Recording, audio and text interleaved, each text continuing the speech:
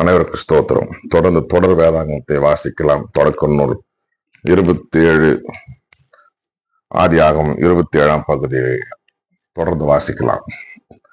ஈசாக்கு யாக்கோபுக்கு ஆசி வழங்குதல். ஈசாக்கு முதிர் வயதை அடைந்த பொழுது அவர் கண்களில் பார்வை மங்கி போயிற்று. அவர் தம் மூத்த மகன் ஏசாவை அழைத்து, என் மகனே என்றார். ஏசா, இதோ வந்து விட்டேன் என்றான்.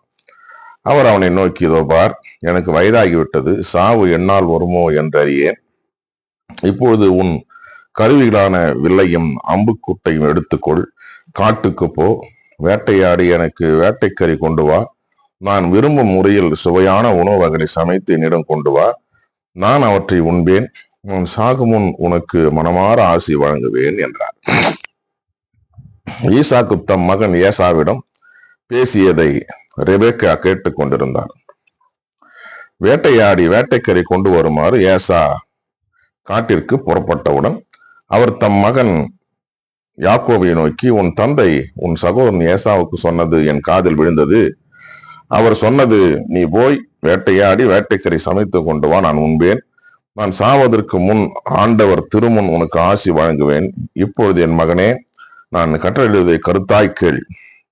உடனே மந்தைக்கு போ, அங்கிருந்து ஒரு நல்ல வெள்ளாட்டு குட்டிகளை கொண்டு வா, நான் அவற்றை உன் தந்தைக்கு பிடித்தமான முறையில் சுவையான உணவு வகைகளாக சமைத்து தருவேன். நீ அவற்றை உன் தந்தைக்கு உண்ண கொடுத்து அவர் சாவதற்கு முன் அவர் ஆசியை பெற்றுக்கொள் என்றார்.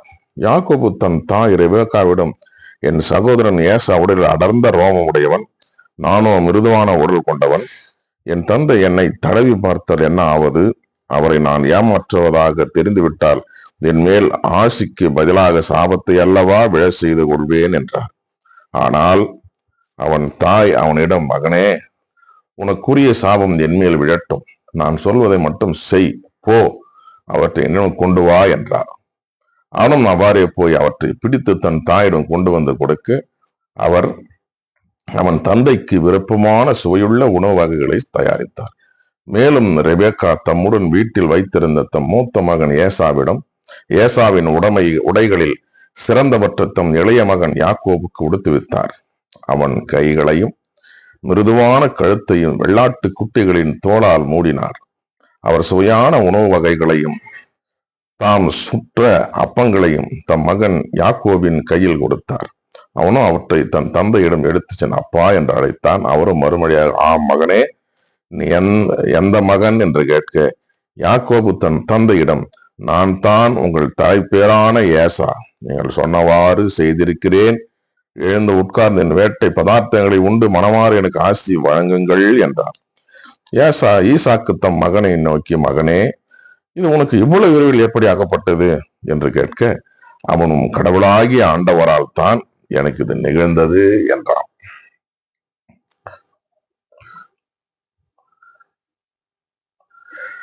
ஈசாக்கு யாக்கோபிடம், மகனே, அருகில் நீ உண்மையிலேயே அருகில் வா, நீ உண்மையிலே என் மகன் ஏசாதானா என்று நான் உன்னை தடவி பார்த்து தெரிந்து கொள்வேன் என்றார். யாக்கோபு தன் தந்தை அருகில் வந்தான். ஈசாக்கு அவனை தடவி பார்த்து, குரல் யாக்கோபின் குரல், ஆனால் கைகளோ ஏசாவின் கைகள் என்றார். அவன் கைகள் அவன் சகோதரன் ஏசாவின் கைகளைப் போல் ரோபம் அடர்ந்தவையா இருந்ததால் அவனை அடையாளம் கண்டு கொள்ளவில்லை. எனவே அவனுக்கு ஆசி வழங்கினார். மீண்டும் அவர், நீ உண்மையிலேயே என் மகன் ஏசாதானா என்று வினவ, அவனும் ஆம் என்றான். அப்பொழுது அவர், மகனே, உண்பதற்கு வேட்டை பதார்த்தனை கொண்டு வா, மனமாற நான் உனக்கு ஆசி வழங்குவேன் என்றார். அவ்வாறு யாக்கோபு கொண்டு வர அவர் அதை உண்டார். பின் அவர் திராட்சரசம் கொண்டு வர அவர் அதை குடித்தார். அப்பொழுது அவன் தந்தை ஈசாக்கு அவனை நோக்கி, மகனே, அருகில் வந்து என்னை முத்தமிடு என்றார். அவனும் அருகில் போய் அவரை முத்தமிட ஈசாக்கு அவன் அணிந்திருந்த ஆடைகளின் நறுமணத்தை நுகர்ந்து ஆசி வழங்கி உரைத்தது இதுவே, இதோ என் மகனின் விருந்து எழும் நறுமணம் ஆண்டவரின் ஆசி பெற்ற விளைநிலத்தின் வாசனையாம். வானின் பனித்துளியும் மண்ணின் செழுமையும் மிகுந்த தானியமும் திராட்ச ரசமும் கடவுள் உனக்கு வழங்குவாராக. நாடுகள் உனக்கு பணி புரிந்திடுக, மக்கள் உனக்கு பணிந்திடுக. உன்றன் சகோதரருக்கு தலைவன் நீ ஆகிடுவாய். உன் அன்னையின் மைந்தர் உன்னடி பணிந்திடுவர். உன்னை சபிப்பார் சாபம் பெறுக, உன்னை வாழ்த்துவார் வளமுற வாழ்க. ஏசா ஈசாக்கிடம் ஆசி வேண்டார். இவ்வாறு யாக்கோபிற்கு ஆசி வழங்கி முடிந்ததும் யாக்கோபு தந்தையின் முன்னில் இருந்து விரைந்து வெளியேற அவன் சகோதரன் ஏசா வேட்டைக்கரியுடன் வந்தான். அவனும் சுவையான உணவு வகைகளை சமைத்து தன் தந்தையிடம் கொண்டு வந்து அவரை நோக்கி, என் தந்தை எழுந்து உன் மகன் கொண்டு வந்திருக்கும் வேட்டைக்கரியை உண்டு மனமாற எனக்கு ஆசி வழங்குவாராக என்றான். அவன் தந்தை ஈசாக்கு அவனை நோக்கி, நீ யார் என அவர், நான் தான் உங்கள் தலைப்பேற்றான மகன் ஏசா என்றான். ஏசா மிகவும் நடுநடிங்க, அப்படி அவனை வேட்டையாடி எனக்கு கொண்டு வந்தவன் எவன்? நீ வரும் உன் அந்த உணவை நான் உண்டு அவனுக்கு ஆசி வழங்கி விட்டேன், அவனே ஆசி பெற்றவனாய் இருப்பான் என்றார். ஏசா தந்தையின் வார்த்தை கேட்டு மிகவும் மனங்கசப்படைந்து பெருங்குரல் எழுப்பி கதறி அழுதான். அவன் தந்தையை நோக்கி, அப்பா எனக்கு ஆசி வழங்குவீர் என்றான். அதற்கு அவர், உன் தம்பி கபடமாய் வந்து உனக்குரிய ஆசையை பெற்று சென்று விட்டான் என்றார். அதை கேட்ட ஏசா, யாக்கோபு என்னும் பெயர் அவனுக்கு பொருத்தமே, ஏனெனில் அவன் இருமுறை என்னை ஏமாற்றி விட்டான். ஏற்கனவே எனக்குரிய தலைமகனுக்கு உரிமையை பறித்து கொண்டான், இப்பொழுது எனக்குரிய ஆசையையும் பிடுங்கி கொண்டான் என்று சொல்லி திரும்பவும் தந்தையை நோக்கி, நீர் எனக்கென வேறு எந்த ஆசையும் ஒதுக்கி வைக்கவில்லையா என்று கேட்டான்.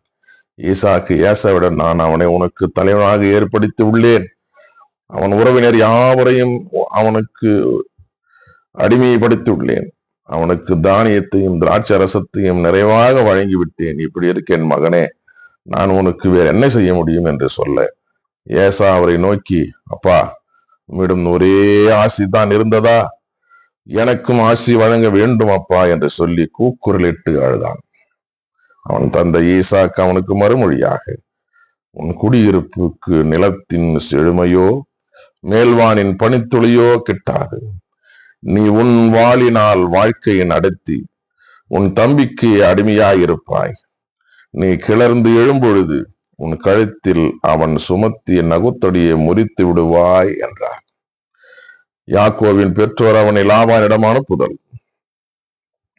தந்தையிடமிருந்து யாக்கோவு பெற்றிருந்த ஆசையை முன்னிட்டு ஏசா அவன் மீது வர்மம் கொண்டு, என் தந்தைக்காக துக்கம் கொண்டாடும் நாள்கள் நெருங்கிவிட்டன, அதன் பின் என் தம்பி யாக்கோவை கொன்று போடுவேன் என்று தமக்குள் சொல்லி கொண்டான்.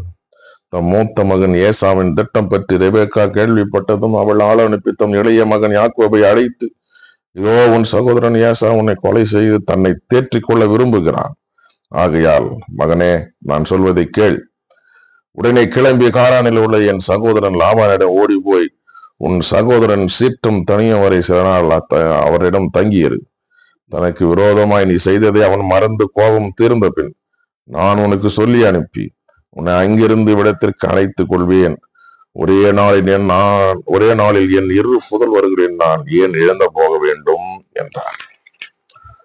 பின் ரெபேக்கா ஈசாக்கை நோக்கி, இத்திய பெண்களை முன்னிட்டு என் வாழ்க்கை எனக்கு சலித்து போயிற்று. யாக்கோபும் இவர்களை போன்று இந்நாட்டு பெண்களில் நின்றும் ஒருத்தியை மணந்து கொண்டால் என் வாழ்க்கை என்ன ஆவது என்றார். தொடர்ந்து 28ஆம் பகுதியையும் வாசிக்கலாம். தொடக்க நூல் 28. ஈசாக்கு யாக்கோபை அழைத்து அவனுக்கு ஆசி வழங்கி கட்டளையிட்டு கூறியது, நீ கானானிய புதல்வியருள் எவளையும் மணந்து கொள்ளாதே. புறப்பட்டு பதான் அராமுக்கு போய் உன் தாயின் தந்தை ஆகிய பெத்துவேல் வீட்டிற்கு செல். அங்கு உன் தாய் மாமன் லாபான் புதியவர்கள் ஒருத்தி மணந்து கொள். எல்லாமல்ல இறைவன் உனக்கு ஆசி வழங்கி நீ பல இனங்களுக்கு தந்தை ஆகும்படி உன்னை பழுகி பெருக செய்வாராக. ஆபிரகாம் பெற்ற ஆசையை அவர் உனக்கும் உன் வழிமரபினருக்கு வழங்குவாராக. அதனால் நீ அந்நியனாய் வாழும் நாட்டை, அதாவது கடவுள் ஆபிரகாமுக்கு தந்த நாட்டை உரிமையாக்கி கொள்வாய். இவ்வாறு ஈசாக்கு யாக்கோபை அனுப்பி வைக்க அவனும் பதான் அராமுக்கு சென்று அரமேயனான பெத்துவேலின் மகனும் யாக்கோபு ஏசாவின் தாய் ரெபேக்காளின் சகோதரனுமான லாபானிடம் வந்து சேர்ந்தான்.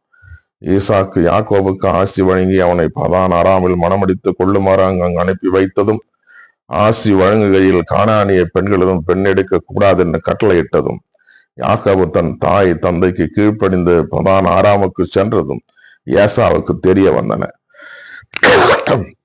ஈசாக்கிற்கு கானானிய பெண்களை பிடிக்கவில்லை என்பதை ஏசா கண்டு இஸ்மவேலிடம் சென்று ஏற்கனவே தனக்கு இருந்த மனைவியரை தவிர ஆபிரகாம் மகன் இஸ்மவேலின் மகளும் நபயோத்தின் சகோதரியுமான மகளாத்தை மணந்து கொண்டான். பெத்தேலில் யாக்கோபின் கனவு. யாக்கோபு பேர்சபாவில் இருந்து புறப்பட்டு கானானை நோக்கி சென்றான். அவன் ஓரிடத்தில் வந்தபோது கதிரவன் மறைந்து விட்டான். எனவே அங்கே இரவை கழிப்பதற்காக அவ்விடத்தில் கிடந்த கற்கள் ஒன்றை எடுத்து தலைக்கு வைத்துக் கொண்டு அங்கேயே படுத்துறங்கினான்.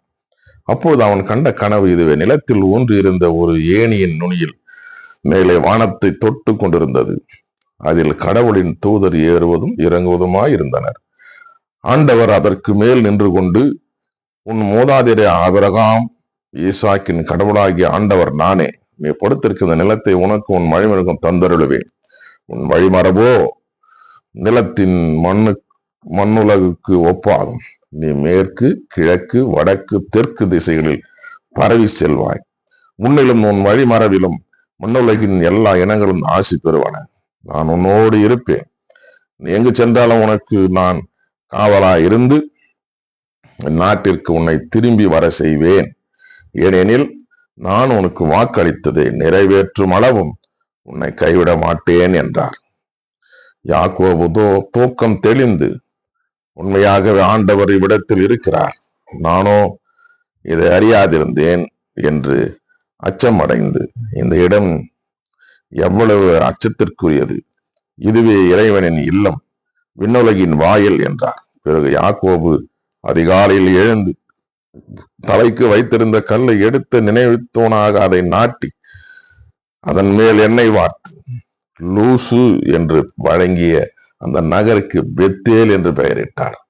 மேலும் அவர் நேர்ந்து கொண்டது, கடவுள் என்னோடு இருந்து நான் போகிற இந்த வழியில் எனக்கு பாதுகாப்பளித்து உண்ண உணவும் உடுக்க உடையும் தந்து என் தந்தையின் வீட்டிற்கு நான் நலமுடன் திரும்பச் செய்வாராயின் ஆண்டவரே என கடவுளாக இருப்பார். மேலும் நான் நினைவுத்துவாக நாட்டி இந்த கல்லே கடவுளின் இல்லம் ஆகும். மேலும் நீர் எனக்கு தரும் யாவற்றிலும் 10% உமக்கு செலுத்துவேன் என்றார். வாசிக்க தெரிந்து கொள்ளப்பட்ட 27 மற்றும் 28 தொடக்க நூல் வாசித்து முடிந்தாயிற்று. கடவுளுக்கு மகிமையும் மாட்சிமையும் சதா காலம் உண்டாகட்டும். பிரியமானவர்களே, தொடர் வேதாகத்திலே தொடர்ந்து பயணிப்போம், தொடர்ந்து வேதத்தை வாசிப்போம். கர்த்தர் நம்மையும் நம் குடும்பங்களையும் ஆசீர்வதிப்பாராக. ஆமென்.